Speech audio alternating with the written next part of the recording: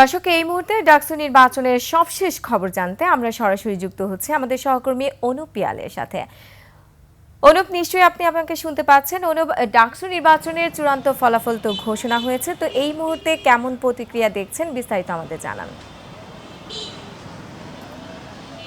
ধন্যবাদ রোমানা। আমি এই মুহূর্তে দাঁড়িয়েছি ঢাকা বিশ্ববিদ্যালয়ের রাজু ভাস্কর্যের সামনে এবং ঢাকা বিশ্ববিদ্যালয়ের যে ডাকসু নির্বাচনের ভোট গণনা এবং ফলাফল ঘোষণার পরেই ঢাকা বিশ্ববিদ্যালয় এক ধরনের শান্ত এবং নীরব যে ক্যাম্পাস সেটি আমরা দেখতে পাচ্ছি এবং ঢাকা বিশ্ববিদ্যালয়ে যে সাধারণ শিক্ষার্থীর উপস্থিতি সেটি খুবই কম পরিমাণে রয়েছে এবং আমরা কিছুক্ষণ আগে যে ঢাকা বিশ্ববিদ্যালয়ের সিনেট ভবনে ঘুরে এসেছি, সেখানে আমরা দেখতে পেলাম যে খুবই অল্প পরিমাণে সাধারণ শিক্ষার্থী সেখানে রয়েছে এবং গণমাধ্যমের কিছু কর্মী সেখানে রয়েছে। এছাড়া ঢাকা বিশ্ববিদ্যালয়ের যে রাজু ভাস্কর্য সেখানে এসে আমরা দেখতে পাচ্ছি যে প্রশাসন খুবই শক্ত পজিশনে রয়েছে। তারা আমাদেরকে জানিয়েছেন যে কালকের যে কোনো পরিস্থিতির চেয়েও আজকে তারা আরও শক্ত অবস্থানে রয়েছে এবং যে কোনো ধরনের অনাকাঙ্ক্ষিত ঘটনা যদি ঘটতে এরকম কোনো আভাস পায় তাহলে তারা সেজন্য সর্বোচ্চ তৎপর রয়েছে। এবং আরেকটি জিনিস আপনাকে আমি জানিয়ে রাখি যে ডাকসু নির্বাচনের যে ফলাফল সেটি কিছু কিছু প্রার্থী যদি প্রত্যাখ্যানও করে, কিন্তু বিএনপি থেকে সেই যে জয়ী হয়েছে তাদেরকে অভিনন্দন জানানো হয়েছে এবং ঢাকা বিশ্ববিদ্যালয়ের যে সাধারণ পরিবেশ সেটি নিয়ে যে আইনশৃঙ্খলা রক্ষাকারী বাহিনী জানিয়েছে যে তারা কোনো ধরনের কোনো উদ্বেগ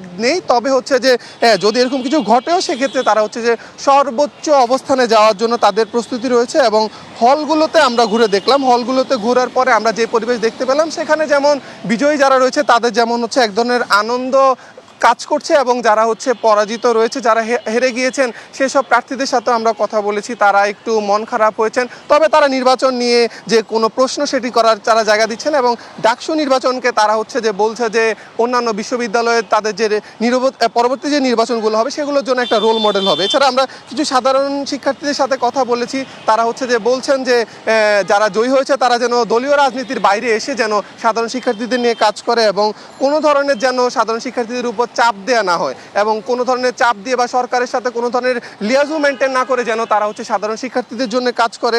এই ছিল আমার কাছে ঢাকা বিশ্ববিদ্যালয়ের রাজু ভাস্কর্য থেকে সর্বশেষ তথ্য।